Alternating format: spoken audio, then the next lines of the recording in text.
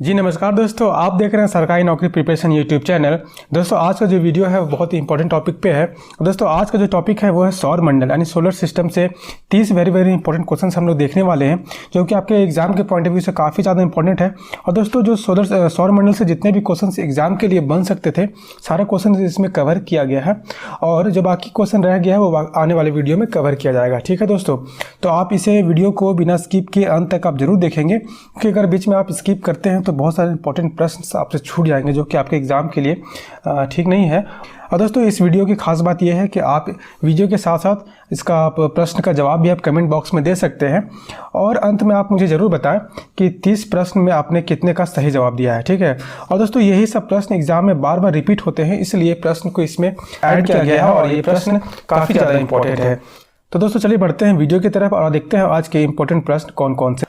आज का जो पहला प्रश्न है वो है ओजोन परत किस मंडल में पाई जाती है। ठीक है दोस्तों, पूछ रहा है कि जो ओजोन परत है, ओजोन लेयर है, वो किस एटमॉस्फेयर में पाया जाता है। तो दोस्तों इसका सही जवाब है ऑप्शन बी, समताप मंडल। ठीक है, स्ट्रेटोस्फेयर में स्फेयर मंडल में पाया जाता है।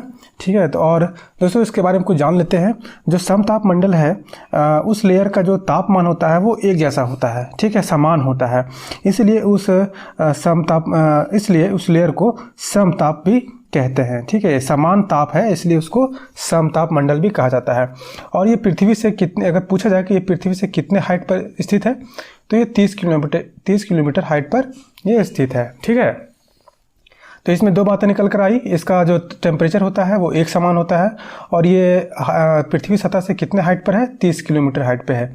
और पृथ्वी से अगर पूछा जाए कि कौन से लेयर पे है, कौन से नंबर पे है, तो ये फर्स्ट नंबर नहीं है, ये सेकेंड नंबर पे है। ठीक है, ये सेकेंड नंबर पे है, और फर्स्ट पे कौन है, क्षोभ मंडल है। ठीक है, अगला प्रश्न है पृथ्वी के सबसे निकट स्थित मंडल कौन सा है। ठीक है, यानी पृथ्वी से सबसे नज़दीक मंडल कौन सा है। तो दोस्तों इसका सही जवाब है ऑप्शन ए, क्षोभ मंडल। ठीक है, क्षोभ मंडल है जो पृथ्वी से सबसे नज़दीक है। और दोस्तों ये इससे काफ़ी ज़्यादा क्वेश्चन एग्जाम में बनते हैं अलग अलग तरीके से। जैसे पूछा जाएगा कि प्राकृतिक घटनाएं या फिर मौसमी जो बदलाव होता है वो कौन से मंडल में होता है, कौन से लेयर में होता है, तो वो क्षोभ मंडल में होता है। यानी जितनी भी प्राकृतिक घटनाएं होती है, जैसे तूफान, आंधी, बिजली का चमकना, है ना, जितने तरह के प्राकृतिक घटनाएं होते हैं, वर्षा होना, गर्जन, सारे क्षोभ मंडल में होते हैं। और ये पृथ्वी के सबसे निकट है। और अगर पूछा जाए कि पृथ्वी के सतह से इसके कितनी हाइट पर स्थित है, तो दोस्तों इसका अलग अलग भागों में बांटा गया है। अगर पृथ्वी के औसतन सतह से इसका औसतन दूरी है 14 किलोमीटर पर है। ठीक है, और अगर पूछा जाए कि ये इसका पोल से दूरी कितनी है, पोल से और विषुवत रेखा से दूरी कितनी है, तो दोस्तों इसके अलग अलग रखा गया है। ठीक है, पोल से इसका रखा गया है 8 किलोमीटर। ठीक है, पोल से जो है इसका 8 किलोमीटर रखा गया है, और विषुवत रेखा से अगर इससे दूरी का जो मेजरमेंट है वो है 18 किलोमीटर। तो यहाँ पे दो बातें निकल कर आई कि जितने भी प्राकृतिक घटनाएं हैं वो क्षोभ मंडल में होती है, जैसे कि गर्जन, बादल का बनना और तूफान, आंधी, जितने भी होते हैं ये वो क्षोभ मंडल में। और इसकी हाइट जो है अलग अलग जगहों पे सतह से, पोल से या फिर विषुवत रेखा से अलग अलग है। सतह से कितनी है, 14 किलोमीटर पर है, और अगर पोल से बात करें तो पोल से जो इसका हाइट है वो 8 किलोमीटर है, और विषुवत रेखा से 18 किलोमीटर पर स्थित है क्षोभ मंडल। ठीक है, और दोस्तों इसमें जलवाष्प बनना, बादल बनना, धूलकण, सारे इसी में होते हैं, क्षोभ मंडल में होते हैं। और ये पृथ्वी के सबसे नज़दीक है, यानी फर्स्ट नंबर पर है पृथ्वी के सतह से, है ना। और सेकंड नंबर पे कौन था, समताप मंडल था। तो इसके कुछ इंपॉर्टेंट क्वेश्चन यहाँ से बन सकते हैं, तो आप इसे याद रखिएगा। अगला प्रश्न देखते हैं दोस्तों। अगला प्रश्न है सूर्य का समीप ग्रह कौन सा है, यानी नियरेस्ट सैटेलाइट कौन है सूर्य का। तो दोस्तों इसका सही जवाब है ऑप्शन ए, बुध। ठीक है, बुध जो है सूर्य से सबसे नज़दीक है। और लेकिन अगर पूछा जाए दोस्तों कि अगर आप सोचेंगे कि बुध सबसे नज़दीक है और तो बुध सबसे गर्म होगा, तो ऐसा नहीं है, बुध सबसे गर्म ग्रह नहीं है। अगला प्रश्न देखते हैं। और दोस्तों वीडियो के साथ साथ आप कितने प्रश्न का जवाब जानते हैं। आप अगर आपका वीडियो का समय कम पड़ रहा है तो वीडियो को पॉज कीजिए और कमेंट में इसका जवाब दे सकते हैं। ठीक है, तो इससे आपको भी अपने आप को टेस्ट कर सकते हैं कि आपका कितनी तैयारी है और कितने सवाल का जवाब आप दे सकते हैं। ठीक है, और लास्ट में आप अपने आप को जज कीजिए कि 30 में आपने कितने का सही जवाब दिया है। तो आप कमेंट करना ना भूलें, और अपने आप को टेस्ट जरूर करें कि आप कितने प्रश्न जानते हैं। अगला प्रश्न है सूर्य से सबसे दूर स्थित ग्रह कौन है। ठीक है। तो यहाँ पहला था कि सूर्य से सबसे नज़दीक, और अब पूछ रहा है कि सूर्य से सबसे दूर पर स्थित कौन सा ग्रह है। तो दोस्तों इसका ऑप्शन सी वरुण, ठीक है, नेपच्यून। इसको जो इंग्लिश मीडियम वाले हैं उसको नेपच्यून देखिए याद करेंगे। तो उसका ऑप्शन सी है वरुण, ठीक है। नेपच्यून जो है सूर्य से सबसे दूर पे है और वो सबसे ठंडा ग्रह भी है। नेक्स्ट क्वेश्चन देखते हैं, क्वेश्चन नंबर 5। सौर मंडल में कौन सा अत्यधिक चमकीला ग्रह है। ठीक है, पूछ रहा है चमकीला ग्रह कौन है। यहाँ पे आपको कंफ्यूज नहीं होना है तारा और ग्रह में, ठीक है। तो ग्रह की बात होगी तो इसका सही जवाब है ऑप्शन ए शुक्र ग्रह, ठीक है। शुक्र ग्रह जो है वो सबसे चमकीला ग्रह है। अगला प्रश्न देखते हैं। अगला प्रश्न है रात्रि के समय आकाश में कौन सा ग्रह लाल दिखाई देता है। ठीक है, तो इसमें आपको पूछ रहा है कि कौन सा ग्रह जो है वो लाल दिखाई देता है। तो इसका सही जवाब है ऑप्शन ए मंगल ग्रह, ठीक है। मंगल ग्रह को हम लोग रेड प्लैनेट भी कहते हैं, ठीक है, इसे रेड प्लैनेट भी कहा जाता है। और ये लाल क्यों दिखाई देता है, तो दोस्तों जो मंगल ग्रह की जो मिट्टी है उसमें आयरन ऑक्साइड जो है काफ़ी मात्रा में पाया जाता है। काफ़ी मात्रा में होने की वजह से वहाँ की जो मिट्टी है वो लाल हमें दिखाई पड़ती है। लेकिन अगर मंगल ग्रह की जो सतह की बात करें तो उसकी जो सतह है वो पिंक कलर की है, ठीक है। अगला प्रश्न देखते हैं। अगला प्रश्न है पृथ्वी पर सर्वाधिक मात्रा में पाए जाने वाले तत्व कौन है। ठीक है, कौन सा तत्व है पृथ्वी पर सबसे अधिक मात्रा में पाए जाने वाला। तो दोस्तों उसका सही जवाब है ऑप्शन ए हाइड्रोजन, ठीक है। दोस्तों इसका सही जवाब है ऑप्शन सी ऑक्सीजन, है ना। ऑक्सीजन जो है सबसे अधिक मात्रा में पृथ्वी पर पाई जाती है। अगला प्रश्न देखते हैं। सौर मंडल में सबसे अधिक उपग्रह वाला ग्रह कौन है। ठीक है, यानी पूछ रहा है कि सौर मंडल में सबसे अधिक उपग्रह कौन से ग्रह के पास है। तो इसका सही जवाब है ऑप्शन सी शनि ग्रह, ठीक है, सैटर्न। इसके पास सबसे अधिक उपग्रह है। अब पूछेगा कि शनि ग्रह के पास कितने उपग्रह हैं, तो इसके पास 62 उपग्रह है, ठीक है। और इसका जो सबसे बड़ा उपग्रह अगर बारे पूछेगा कि इसमें 62 में सबसे बड़ा उपग्रह कौन है, तो इसके सबसे बड़ा उपग्रह है टाइटन, ठीक है, जिसका नाम टाइटन है, इसे याद रखिएगा आप। अगला प्रश्न देखते हैं। अगला प्रश्न है हमारा सौर मंडल कौन से आकाशगंगा में स्थित है। ठीक है, जो इसको मिल्की वे भी कहते हैं, वो कौन से आकाशगंगा में स्थित है। तो दोस्तों इसका सही जवाब है ऑप्शन सी एरावत पथ, ठीक है, जो एरावत पथ है उस पर स्थित है। और दोस्तों हमारा सौर मंडल सहित पृथ्वी सहित सौर मंडल सब कुछ जो भी है पृथ्वी सहित सौर मंडल सारा एरावत पथ पर स्थित है, ठीक है। तो अब इसे याद रखिएगा, अगर पृथ्वी पूछे तो आपको कन्फ्यूज नहीं होना है, वो एरावत पथ पर ही होगा, ठीक है। अगला प्रश्न देखते हैं। अगला प्रश्न है भोर का तारा किसे कहा जाता है। ठीक है, भोर का तारा किसे कहा जाता है। दोस्तों ये भी काफ़ी इंपॉर्टेंट है और एग्ज़ाम में ये लगभग रिपीटेड होता है क्वेश्चन। तो दोस्तों उसका सही जवाब है ऑप्शन सी शुक्र ग्रह। तो दोस्तों इसको भोर का तारा भी कहा जाता है और इसे सांझ का भी तारा कहा जाता है, तो आप याद रखिएगा, ठीक है। सांझ का तारा भोर का तारा दोनों कहा जाता है। इसके पीछे कारण ये है कि जब ये सुबह पूरब की दिशा में दिखाई पड़ता है तो इसे भोर का तारा कहते हैं, और शाम को ये पश्चिम की दिशा में दिखाई पड़ता है, इसलिए इसको सांझ का तारा कहते हैं, ठीक है। इसलिए इसको सांझ का तारा कहते हैं क्योंकि ये सुबह पूर्व दिशा में दिखाई पड़ता है और शाम में ये पश्चिम दिशा में दिखाई पड़ता है, इसलिए इसको भोर का तारा और सांझ का तारा दोनों कहा जाता है। अगला प्रश्न देखते हैं। अगला प्रश्न है आकाश में सबसे चमकदार तारा कौन है। ठीक है, जो इसके प्रीवियस क्वेश्चन में पूछा था कि सबसे चमकदार ग्रह पूछा था, और यहाँ पूछ रहा है कि सबसे चमकदार तारा कौन सा है। ठीक है, तो यहाँ पे आपको कंफ्यूज नहीं रहना, आपको पूरा क्लियर कट रहना है यहाँ पे कि ग्रह और तारा में अंतर है। तो इसका सही जवाब है ऑप्शन डी साइरस, ठीक है। साइरस जो तारा है वो सबसे चमकदार है। अगला प्रश्न देखते हैं। अगला प्रश्न है बृहस्पति का अध्ययन करने वाला उपग्रह कौन है। ठीक है, तो इसका सही जवाब है ऑप्शन डी वाइजन 1, ठीक है। वाइजन 1 उपग्रह है, वो बृहस्पति ग्रह का अध्ययन में मदद करता है। अगला प्रश्न देखते हैं। अगला प्रश्न है 13 टाइटन किस ग्रह का उपग्रह है। तो दोस्तों आपको पीछे जो प्रीवियस क्वेश्चन में आपके इसके बारे में हम लोग जिक्र किए थे टाइटन के बारे में, तो टाइटन जो है वो, तो इसका सही जवाब है ऑप्शन सी शनि ग्रह, ठीक है। शनि ग्रह के 62 उपग्रह हैं, उसमें से एक टाइटन जो है शनि ग्रह का उपग्रह है और जो कि सबसे बड़ा भी है, ठीक है। तो इसे आप याद रखिएगा, ये सब काफ़ी ज़्यादा इंपॉर्टेंट क्वेश्चन है दोस्तों, इसे आप जरूर से दिमाग में रखिए और रट लीजिए सारे क्वेश्चंस को, एग्जाम के पॉइंट ऑफ व्यू से काफ़ी ज़्यादा इंपॉर्टेंट है। अगला प्रश्न देखते हैं, बिना उपग्रह वाला ग्रह कौन है। दोस्तों ये काफ़ी ज़्यादा इंपॉर्टेंट है ना, ये क्वेश्चन काफ़ी ज़्यादा इंपॉर्टेंट है। बिना उपग्रह वाला ग्रह कौन है, यहाँ पे आप काफ़ी कंफ्यूज हो जाएंगे। यहाँ पे देखिए, अब आपके पास ऑप्शन है बुध, शुक्र, दोनों या इनमें से कोई नहीं। ठीक है, तो बुध के पास भी अपना एक उपग्रह है, शुक्र के पास भी उपग्रह है, तो पूछ रहा है कि यहाँ दोनों, तो ऑप्शन सी तो यहाँ पे होगा नहीं, तो इसका सही ऑप्शन है, सही जवाब है ऑप्शन डी, इनमें से कोई नहीं। ठीक है, सबके पास अपना अपना उपग्रह होता है। अगला प्रश्न देखते हैं, पृथ्वी का एकमात्र उपग्रह कौन है।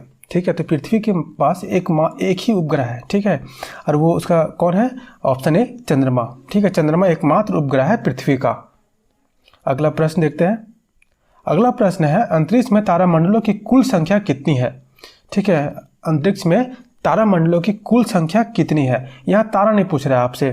ठीक है, तो इसका सही जवाब है ऑप्शन ए 88। ठीक है, 88 तारामंडल हैं अंतरिक्ष में। अगला प्रश्न देखते हैं, अगला प्रश्न है, सूर्य के सबसे निकटतम का तारा कौन सा है। ठीक है, जो सूर्य से सबसे निकटतम तारा, वहाँ पूछा था ग्रह, आपसे पूछा था, यहाँ पूछ रहा है तारा, तो यहाँ पे आपको क्लियर रहना है, कंफ्यूज नहीं होना है। यहाँ पे आपको सही जवाब है ऑप्शन ए प्रोक्सिमा सेंचुरी। ठीक है, जो ये तारा है जो पृथ्वी सूर्य से सबसे नज़दीक है। हालांकि सूर्य भी अपने आप में एक तारा है, सूर्य भी एक तारा है। ठीक है दोस्तों, चलिए नेक्स्ट प्रश्न देखते हैं। अगला प्रश्न है, वायु में कार्बन डाइऑक्साइड की मात्रा कितनी होती है। ठीक है, तो दोस्तों हम लोग पढ़े थे कि वायु क्या है, तो वायु एक गैस का मिश्रण है।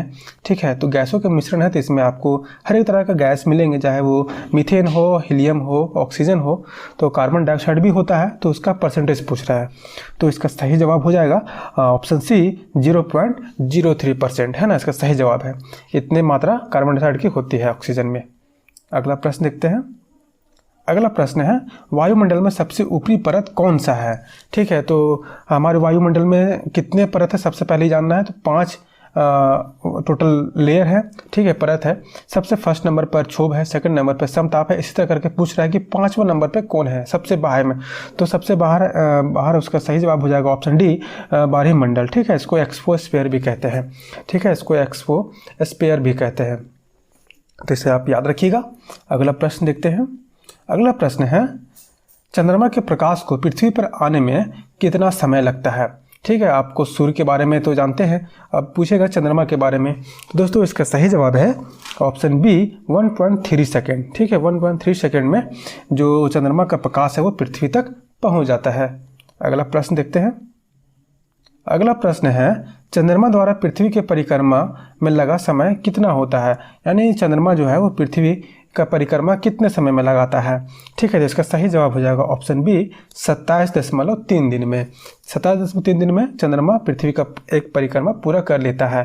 ठीक है, अगला प्रश्न देखते हैं, अगला प्रश्न है, मौसमी घटनाएं किस मंडल में होती हैं। दोस्तों जो मौसमी घटनाएं हैं इसके बारे में हम लोग प्रीवियस क्वेश्चन में डिस्कस किए थे कि मौसमी घटनाएं हो या फिर प्राकृतिक जितनी भी घटनाएं हैं वो किस मंडल पे होता है, तो उसका सही जवाब हो जाएगा क्षोभ मंडल पे। ठीक है, क्षोभ मंडल पे ही सारे मौसमी घटनाएं होती है। अगला प्रश्न देखते हैं, अगला प्रश्न है, वायु क्या है। ठीक है, अगर आपसे पूछे वायु क्या है तो आप कंफ्यूज कर जाओगे वायु क्या है, लेकिन नहीं दोस्तों, आपको याद रखना है वायु जो है वो क्या है, ऑप्शन सी गैसों का मिश्रण है। ठीक है, गैसों का मिश्रण है, उसे क्या कहते हैं, वायु, है ना। आप इसे याद रखिएगा, काफ़ी ज़्यादा सब कंफ्यूजिंग प्रश्न है, हालांकि बहुत ईजी है, लेकिन आप कभी कभी इसे कंफ्यूज कर जाएंगे। अगला प्रश्न है, ब्रह्मांड में सर्वाधिक मात्रा में पाया जाने वाला तत्व कौन सा है। ठीक है, अगर आपसे पूछेगा कि ब्रह्मांड में सर्वाधिक मात्रा में तत्व पाए जाने वाला तत्व कौन है, तो दोस्तों आप यहाँ पे गलती कर देंगे कि आप ऑक्सीजन मार देंगे। ठीक है, आप हाइड्रोजन या नाइट्रोजन, अब नाइट्रोजन में भी कंफ्यूज कर जाएंगे, तो आपको यहाँ पे कंफ्यूज नहीं होना है, आपको क्लियर रहना है कि एकदम ऑप्शन डी। ठीक है, हाइड्रोजन जो सबसे अधिक मात्रा में पाया जाता है ब्रह्मांड में, है ना। तो आप अपने आप को क्लियर रखें और अभ्यास करते रहें। कोई भी चीज़ अगर आप पढ़ रहे हैं तो उसको रिविज़न ज़रूर करें। ठीक है, तभी आपको कुछ चीज़ें याद रहेगी। ऐसे आप एक बार पढ़ के अगर चाहें तो आपको याद है, आप भूल जाएंगे चीज़ों को, तो आपको रिवीजन बहुत ज़रूरी है। अगला प्रश्न देखते हैं, पृथ्वी की बहन या जुड़वा ग्रह किसे कहा जाता है। ठीक है, तो इसका सही जवाब है शुक्र को। अब इसके पीछे क्यों कहा जाता है इसकी बहन, तो इसके पीछे कुछ कारण है। ठीक है, जैसे पृथ्वी और शुक्र जो है उसका आपका पृथ्वी और शुक्र का भार एक जैसा है, उसका आकार भी एक जैसा है और उसका व्यास भी एक जैसा है। ठीक है, तीनों एक समान का है, इसीलिए पृथ्वी को सूर्य को पृथ्वी का बहन या फिर जुड़वा ग्रह भी कहा जाता है ना। तो समान व्यास और आकार तीनों चीज़ें एक जैसा है। तो आपको समझ में आ गया होगा। अगला प्रश्न देखते हैं, किस ग्रह पर वायुमंडल नहीं है? ठीक है, किस ग्रह पे वायुमंडल नहीं है? तो दोस्तों आप यहाँ पे सोचेंगे कि नहीं पृथ्वी के पास ही वायुमंडल है, बाकी पास तो वायुमंडल नहीं है। तो ऐसा मानना आपका बिल्कुल गलत है। ठीक है, वायुमंडल सबके पास है, चाहे उसके वायुमंडल में किसी का नाइट्रोजन हो, किसी का हीलियम हो, किसी का दूसरे गैस का वायुमंडल हो, लेकिन किसी ना किसी का रहता है। ठीक है, हर एक का वायुमंडल रहता है। तो यहाँ पे आपको कंफ्यूज नहीं होना है, आप पृथ्वी नहीं मार दें, सॉरी पृथ्वी को केवल मान के नहीं चले। यहाँ पे सबका अपना अपना वायुमंडल है। तो इसका सही जवाब हो जाएगा डी, ऑप्शन डी कोई नहीं। ठीक है, चलिए अगला प्रश्न देखते हैं।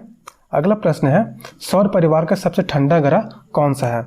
ठीक है, तो सौर परिवार का सबसे ठंडा ग्रह है, इसका सही जवाब हो जाएगा ऑप्शन डी, नेपच्यून। ठीक है, जो नेपच्यून है, वरुण जो है वो पृथ्वी ग्रह का सबसे ठंडा है। इसके पीछे बहुत से रीज़न है, जैसे ये सूर्य से सबसे दूरी स्थित पर है ना, सबसे दूर स्थित पर ग्रह ये आपको नेपच्यून है। और जो इसका वायुमंडल होता है, ना दोस्तों, ये हीलियम, नाइट्रोजन और इन सब गैसों से बना होता है। और एक और गैस होता है जो कि अति शीतल होता है, काफ़ी ज़्यादा ठंडा गैसों से बना होता है, इसीलिए इसका जो वायुमंडल है काफ़ी ज़्यादा ठंडा होता है, इसलिए इस ग्रह को ठंडा ग्रह कहा जाता है। ठीक है, तो आपको समझ में आ गया होगा कि इस ग्रह को ठंडा क्यों कहा जाता है। अगला प्रश्न देखते हैं। अगला प्रश्न है, किस ग्रह पर सूर्य पश्चिम से उगता दिखाई पड़ता है? ठीक है, हम कौन से ग्रह पे जाएं जहाँ पे हमको सूर्य जो है वो पश्चिम से उगता हुआ दिखाई देगा? तो दोस्तों वो एकमात्र ग्रह है शुक्र। ठीक है, शुक्र ग्रह पर अगर हम चले जाए, हालांकि ऐसा संभव नहीं है, लेकिन अगर हम कभी कोई चला जाए तो वहाँ से अगर आप सूर्य को देखेंगे तो वो पश्चिम दिशा में उगता हुआ दिखाई पड़ेगा। ठीक है, अगला प्रश्न देखते हैं। और अगला प्रश्न है दोस्तों, ये प्रश्न जानने से पहले आपको एक रिक्वेस्ट है कि दोस्तों अगर वीडियो आप देख रहे हैं, वीडियो आपको अच्छा लग रहा है तो वीडियो को लाइक ज़रूर करें। और दोस्तों चैनल पर अगर आप नए हैं तो चैनल को सब्सक्राइब जरूर करें। सब्सक्राइब करने से ये होगा कि हमारे वीडियो के साथ आप बने रहेंगे और जब भी हम वीडियो अपलोड करें तो आपको सबसे पहले मिले। और इस चैनल पर काफ़ी ज़्यादा इंपॉर्टेंट वीडियो रहता है आपके एग्ज़ाम के लिए, तो आप कोई भी वीडियो आपसे मिस नहीं हो, तो उसके लिए चैनल को सब्सक्राइब करें और बगल में जो बेल आइकन है उससे आप प्रेस कर दें। ठीक है, और वीडियो को शेयर ज़रूर करें दोस्तों, अपने दोस्तों के साथ, अपने फैमिली जो एग्ज़ाम की तैयारी कर रहे हैं उनके साथ शेयर ज़रूर करें, है ना। और दोस्तों आपकी एक लाइक से हमारे मोटिवेशन भी बनता है ताकि हम और भी आपके लिए अच्छी विडियो लाते रहें। ठीक है, चलिए देखते हैं आज के जो प्रश्न है, लास्ट प्रश्न के करीब पहुँचने वाले हैं हम लोग। तारों एवं सूर्य की जो ऊर्जा का मूल स्रोत क्या है? ठीक है, तो हर एक चीज़ का अपना एक सोर्स चाहिए, एनर्जी ऑफ सोर्स चाहिए, तो वो कहाँ से मिलता है? तो इसके बारे में पूछा, तारों और सूर्य की जो ऊर्जा का मूल स्रोत क्या है? तो इसका सही जवाब है नाभिकीय संलयन। ठीक है, इसी के द्वारा जो तारा जो होता है या फिर सूर्य होता है वो अपना ऊर्जा बनाता है। ठीक है, उनका मूल स्रोत यही है, नाभिकीय संलयन, है ना। अगला प्रश्न देखते हैं। अगला प्रश्न है, नेपच्यून की खोज किसने की थी? तो दोस्तों ये भी काफ़ी इंपॉर्टेंट है। अगर आप इस खोज के बारे में पूछा जाए कि शुक्र ग्रह का, नेपच्यून का, है ना, तो आप इसे याद रखिएगा। इसका सही जवाब है ऑप्शन ए, गैले ने की थी। दोस्तों ये आज का अंतिम प्रश्न था वीडियो का। और दोस्तों एक बोनस प्रश्न है जिसका जवाब आपको कमेंट बॉक्स में देना है, आपको उसको बताना कि सही जवाब क्या है। ठीक है, इसका प्रश्न इस वीडियो में नहीं बताया जाएगा, आप जानते हैं तो कमेंट करके जरूर बताएं। ठीक है, वो प्रश्न है, अंतरिक्ष यात्री को आकाश का रंग कैसा दिखाई पड़ता है? ठीक है, अगर कोई भी अंतरिक्ष एस्ट्रोनॉट जाता है अंतरिक्ष में तो उसको आकाश का रंग है वो कैसा दिखाई देता है? तो आपके पास 4 ऑप्शन है। ठीक है, आप इसको सही जवाब देना है और आप जवाब जानते हैं तो कमेंट बॉक्स में इसका जवाब जरूर दें। ठीक है, तो दोस्तों आज की वीडियो में इतना ही। वीडियो आपको अगर अच्छा लगा तो वीडियो को लाइक ज़रूर करें और वीडियो को शेयर जरूर करें, चैनल को सब्सक्राइब जरूर करें। ठीक है, तो दोस्तों मिलते हैं एक नई वीडियो में नए टॉपिक के साथ। तब तक के लिए घर में रहिए, सेफ रहिए और अपने फैमिली को भी सुरक्षित रहिए, पढ़ते रहिए। और रिवीजन बहुत ज़रूरी है दोस्तों, अगर आप रिवीजन नहीं करेंगे तो आपको चीज़ें याद नहीं रहेंगी, तो आप रिवीजन ज़रूर करें। और हमारा अगर PDF डाउनलोड करना चाहते हैं तो PDF उसका लिंक डिस्क्रिप्शन बॉक्स में दिया हुआ है, वहाँ से जाकर के आप डाउनलोड कर सकते हैं, या फिर हमारे वेबसाइट पर भी जाकर के विजिट कर सकते हैं। ठीक है, वहाँ पर भी आपको PDF का लिंक मिल जाएगा और जितने भी लेटेस्ट नोटिफिकेशन की बातें आती है वहाँ पर आपको मिल जाएगा। ठीक है, तो मिलते हैं नेक्स्ट वीडियो में।